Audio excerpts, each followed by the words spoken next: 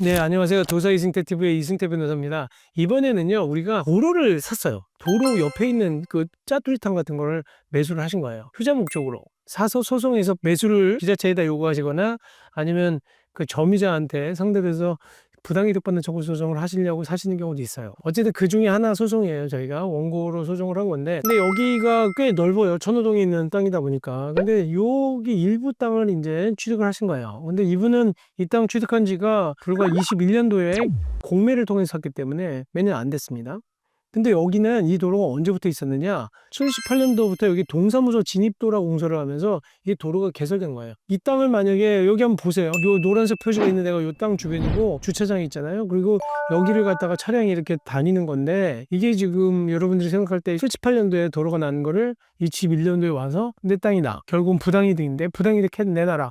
니네가 점유하고 쓰고 있지 않았느냐? 기본적으로는 배타적 사용소유권 포기라는 것과 맞물립니다. 뭐냐면 우리가 토지 소유권을 갖고 있으면 내 토지 소유권은 원래는 소멸하지 않아요. 토지 소유권은 끝없이 계속적으로 내가 소유권을 넘기기 전까지 내 소유권은 기본적으로 소멸되지 않는 권리인데다가 대세적 권리를 갖습니다. 대세적이라는 게 뭐냐면 내 땅으로 들어온 사람을 나가라고 방해를 제거할 수도 있고 또 미리 펜스를 쳐서 방해를 예방할 수도 있고 그래서 이게 권리가 굉장히 커요. 이런 소유권을 실질적으로는 그 권능 중에 일부를 포기했다. 어떤 권능이냐면 배타적인 사용수익권을 포기했다.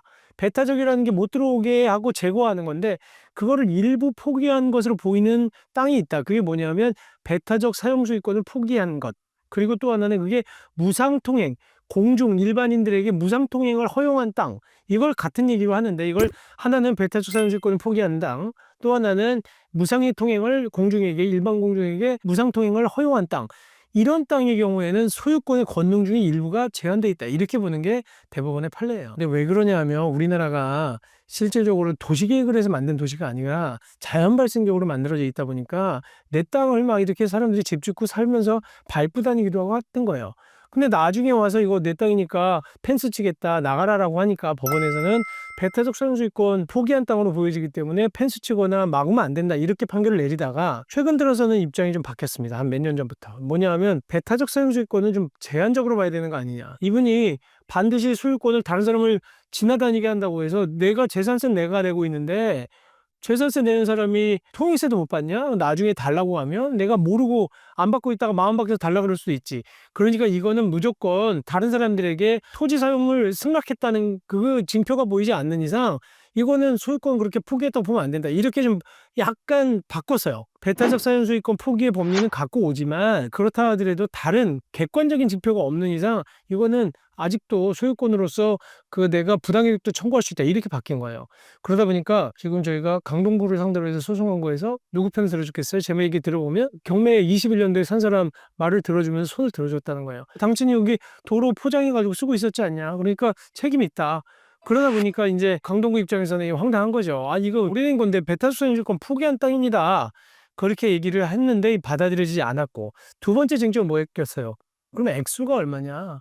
그럼 이거를 감정평가해야 되는데 액수는 우리가 지방자치단체를 상대로 할 때는 지방재정법에 따라서 5년의 소멸시효가 걸리기 때문에 5년치 부당이득금만 청구를 할 수가 있는 부분들이 있는데 여기는 또 우리가 더군다나 그 21년도부터 우리가 땅을 샀기 때문에 우리가 산 부분만 청구를 한 거예요. 여기가 액수를 정하려고 그러면 감정을 해서 봐야 되는데 이게 대지냐 도로냐는 거예요. 그 싸움이 있었겠죠.